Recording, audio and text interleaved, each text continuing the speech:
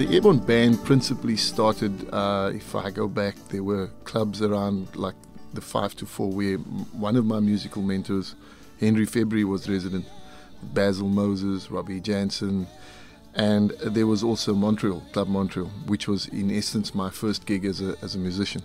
I was a Tony Schilder nut. I used to follow it on Jazz RSA, and I could play all his music, well, not as great as he did, but I knew it well enough. And Mickey, our founder guitarist, Mickey Rorick, took me to Montreal one night, and I was just mesmerized because I could see this band live. Ezra Ngukana, Richard Pickett, Gary Granger, I think was at the time, Gary Creel. And after my third visit there, Tony came to me and said, look, two things. One, you're out of kilter age-wise because you're just younger than most of the people. But two, you seem totally absorbed by what you're doing. I said, no, absolutely. And then Mickey popped around and said, well, he's actually a pianist as well. And in true Tony fashion, he called me straight up on the stage right there. My first time ever on stage. I'd been a church organist up to then. A great friendship was forged right there. Mentorship and friendship from Tony's point of view. But also, Tony was going to go to South America and was looking for a stand-in pianist. So at the tender age of 15, I got to stand in for the great Tony Schilder. Airborne's popularity out of the jazz side of it, at the time used to be quite a lot of standards and fusion per se, was really forged into the more R&B smooth jazz sound that we're more synonymous or known for today because of an interview or discussion I had with one Mohan Patel of Galaxy and West End fame. And that started in essence a relationship that continues to today. The band members, and I'm going to stick on the guys that really just come to mind, but at last count I took a spreadsheet and put it together of the number of drummers, and vocalists, and guitarists, and percussionists, and horn players. And the criteria I used was they had to have played for Airborne for at least 3 to 6 months as a minimum, and or having recorded with us, and with tangible either CDs or over the DVDs that we have.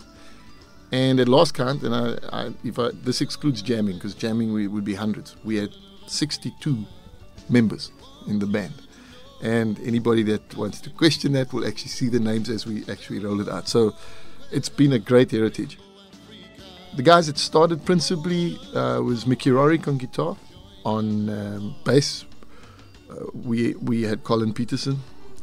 On drums, there was Ivan Bell, there was Mike Hendricks, there was Ronnie van Niekerk with us, who really became known as core face of the band, both here and into Peter Sellers, where we really became a household name and really enjoyed out in Paul. There was myself on keyboards and Glenn Robertson on vocals, and a few years into tenure. I think Glenn was with the band for a period of about 3 years. I think he left in about 1988 or thereabouts. And Tracy Butler came along during that time. And then we had guys like Russell Majid, who came along on vocals. And the significant change to the band, I think, was around about 1990, where Benno, and the band, the core unit that stayed together for a long time, was Benno DeMar, great friend, awesome guitarist. It was Benno on guitar, myself on keyboards, Tracy on vocals, Ronnie on drums, Colin on bass, and that was really the Airborne unit. And we always had guests. It was Airborne and friends, hence our DVD and the likes. It became apparent that this was much more than a musical reunion. It's suddenly become a social reunion. People are now taking themselves back to 20 or 30 years to those Saturday afternoons at the Galaxy, or at In on the Plain, or at Thriller, or at Peter Sellers. On the night, we've got the core band is myself on keyboards, Randall Seister on drums. Randall's been a powerhouse with the band for many years. We got an exciting bass player, and he's also a drummer, a guy called Adrian, or AD as he wants to be known, Williams. And then we've got Matthew O'Connell on saxophone. On guitar, we've got Angelo Seister. So that's the core band. And we've got Willie Van Sale and Ian Smith, Tracy Butler. We haven't played with Tracy for a decade. We do also have young Jimmy Nevis. He's played with us once or twice. The question to those that are looking forward to watching the ex-Airborne players and musos, absolutely. we are going to be having a wonderful jam session that will accommodate memories. I'm really looking forward to just spending quality time with everyone, the memories that I know, and even just the musos that are blending together at the moment and are looking forward to the event. It's going to be stunning.